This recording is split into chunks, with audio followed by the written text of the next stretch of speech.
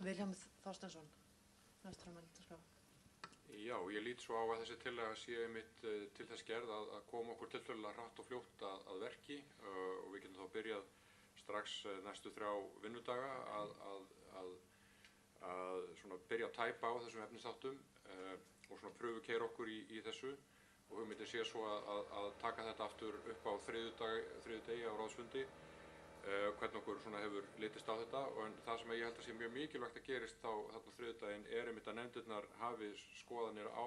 þeim efnisþáttum sem að menn vilja að verði undir í svo endanlegri nefndaskipan því að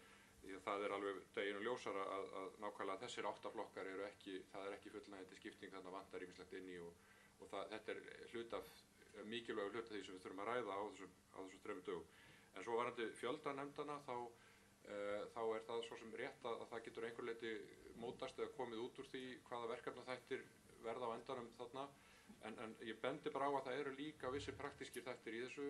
einnig til dæmis varðandi þá fjölda ráðsfulltrúa sem væri í hverri nefnd og ég hugsa að það sé hæfilegt tala að það séu 6 til 8 í hverri nefnd þannig að það myndi þýða þá annað 3 eða 4 nefndir svo þetta líka einhver leyti spurningum